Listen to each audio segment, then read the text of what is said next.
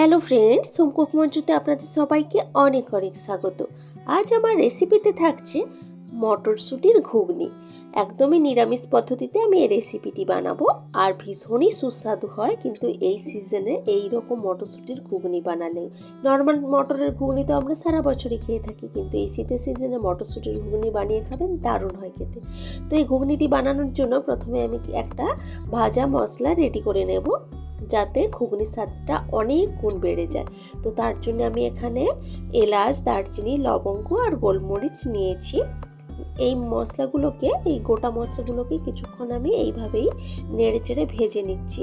হালকা সুন্দর গন্ধ বের হওয়ার পর আমি এর মধ্যে দিয়ে দেব শুকনো লঙ্কা, দুটো তেজপাতা, আর তার মধ্যে আমি দেব জিরে, গোটা জিরে এর মধ্যে দেব, আর তার সাথে মৌরি আর দেব ধনে। তো এই গরম মশলা যেগুলো ছিল, এলাচ, লবঙ্গ, দারচিনি আর গোলমরিচ, এগুলোকে আগে একটু ভেজে নিয়েছি, কারণ এগুলো ভাজতে একটু বেশি টাইম লাগে। আর এই মৌরি আর জিরে, ধনে এগুলো খুব তাড়াতাড়ি হয়ে যায়, সেই জন্য এগুলোকে একটু পরে দিয়েছি। তো এই মশলাগুলো তারপর ভালো মতো করে আমি ভেজে নিচ্ছি, এতে করে খুব সুন্দর একটা গন্ধ বের হবে। ততক্ষণ পর্যন্তই কিন্তু ভাজতে হবে, এর থেকে বেশি ভাজলে কিন্তু এর সুন্দর গন্ধটা আবার চলে যেতে পারে। তো ভালোভাবে ভেজে নেওয়ার পর একটু ঠান্ডা হয়ে গেলে আমি এই মশলাটাকে কিন্তু ভালোভাবে গড়িয়ে রেখেছি।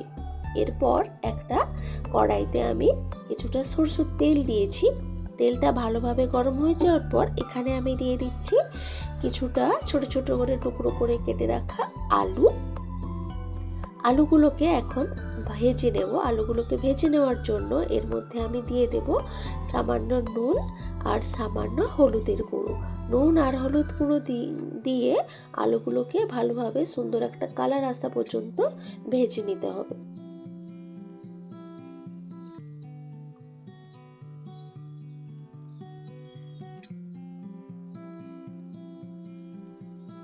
তো দেখুন, আলুর মধ্যে কিন্তু সুন্দর কালার ধরে গেছে। এখন আমি আলুগুলোকে তুলে রাখবো কড়াই থেকে। আলুগুলোকে তুলে রাখার পর কড়াইটাকে একটু পরিষ্কার করে নিয়েছি। তারপর আমি এর মধ্যে দিয়ে দিয়েছি কিছুটা সরষের তেল, আর এই পুরো রান্নাটাই আমি সরষের তেলেই করব। তো তেলের মধ্যে দিলাম একটা শুকনো লঙ্কা, একটা তেজপাতা আর কিছুটা গোটা জিরে। ফোড়ন হিসেবে এটাই দিলাম, এ থেকেও সুন্দর একটা গন্ধ বের হবে। তখন আমি এর মধ্যে দিয়ে দেব 1 চামচ আদা বাটা। আদা বাটাটা দেওয়ার পরই আমি দিয়ে দেব কিছুটা হলুদের গুঁড়ো। এতে আদা বাটাটা আর ছিটিয়ে আসবে না, তেলটাও ছিটিয়ে আসবে না। তো হলুদ গুঁড়ো দেওয়ার পর আদা বাটাটাকে ভালোভাবে একটু ভেজে নিচ্ছি, এতে করে আদার কাঁচা গন্ধটা চলে যাবে। তারপর আমি বাকি মশলাগুলো অ্যাড করব। তো কিছুক্ষণ আদা বাটাটাকে ভেজে নিলাম। এখন আমি এর মধ্যে দিয়ে দেব লঙ্কার গুঁড়ো, কিছুটা জিরের গুঁড়ো, তারপর দেব কিছুটা ধনের গুঁড়ো, আর এখন দিয়ে দেবো এর মধ্যে একটা টমেটো। আমি মিক্সিতে পেস্ট করে রেখেছি, সেই পেস্ট করা টমেটোটাও এর মধ্যে দিয়ে দিলাম। এখন এই মশলাটাকে ভালোভাবে কষিয়ে নেব। গ্যাসের আঁচ মিডিয়ামে রেখে একটু টাইম নিয়ে মশলাটা কষাতে হবে। মশলাটা যতটা ভালো কষানো হবে, এই ঘুগনির রেসিপিটা কিন্তু টেস্টটাও ততটাই ভালো আসবে। তো মশলাটা কিন্তু অবশ্যই টাইম নিয়ে একটু ভালোভাবে কষাতে হবে। তো দেখুন, আমার মশলা কষানো কিন্তু হয়ে গেছে, আর কড়াইতে লেগে যাচ্ছে না, তেলটা ছেড়ে আসছে। তখন আমি এর মধ্যে দিয়ে দেব কড়াইশুঁটিটা বা মটরশুঁটিটা। এটা কিন্তু আগে থেকে কোনো রকম সেদ্ধ করে রাখা নেই, একদম কাঁচা মটরশুঁটিটাই কিন্তু আমি এর মধ্যে দিলাম। এখন মটরশুঁটিটাকে হালকা কষিয়ে নিচ্ছি মশলাটার সাথে।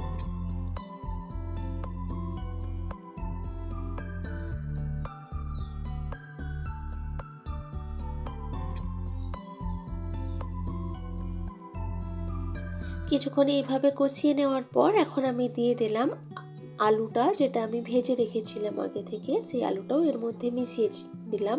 এখন সব কিছু ভালোভাবে কষিয়ে নেব।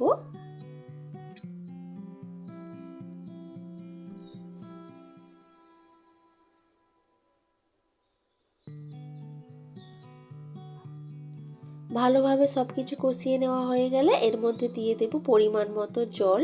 ঘুগনিটা বানানোর জন্য যতটা যেইভাবে আপনারা থিকনেসটা পছন্দ করবেন রাখতে সেই মতো জলটা দেবেন।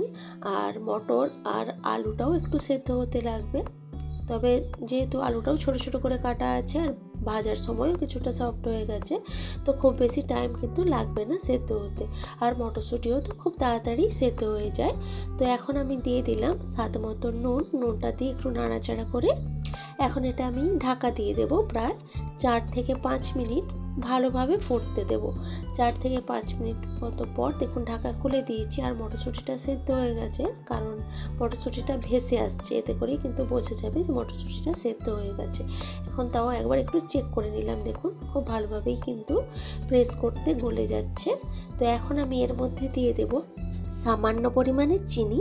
যেহেতু এটা একটা নিরামিষ রেসিপি, নিরামিষ ঘুগনি, তো সমস্ত মশলার ব্যালেন্সটা আনার জন্য হালকা একটু চিনি দিলে খেতে অনেক বেশি ভালো লাগবে। তার সাথে দিয়ে দিলাম 2 চামচ পরিমাণ যে ভাজা মশলাটা শুরুতেই বানিয়েছিলাম সেই গুঁড়ো মশলাটা এখানে দিয়ে দিলাম। দিয়ে ভালোভাবে সব কিছু মিশিয়ে দিচ্ছি। ভালোভাবে সব কিছু মিশিয়ে তারপর ওই 1 মিনিট মতো ফুটিয়েছি। 1 মিনিট মতো ফুটিয়ে আমি গ্যাসের আঁচটাকে বন্ধ করে ঢাকা দিয়ে দিয়েছি স্ট্যান্ডিং টাইম দেওয়ার জন্য। একটু ঠান্ডা হয়ে যাওয়ার পর তারপর সার্ভ করেছি। দেখুন দেখতে তো ভীষণই সুন্দর হয়েছে আর খেতেও অনেক বেশি ভালো। এই রেসিপিটা তো নিরামিষ দিনে রুটি, লুচি, পরোটার সাথে আপনারা কিন্তু সার্ভ করতেই পারেন, দারুণ হয় খেতে। তো রেসিপিটি আপনাদের কেমন লেগেছে সেটা কিন্তু অবশ্যই কমেন্ট করে জানাবেন। ভালো লাগলে লাইক, কমেন্ট, শেয়ার করবেন এবং প্লিজ আমার চ্যানেলটি সাবস্ক্রাইব করে আমার পাশে থাকবেন। তো আজকের ভিডিওটা এ পর্যন্তই থাক। দেখা হচ্ছে অন্য কোনো দিন অন্য কোনো ভিডিওতে অন্য কোনো রেসিপির সাথে। তো আজকের মতো টাটা, বাই বাই।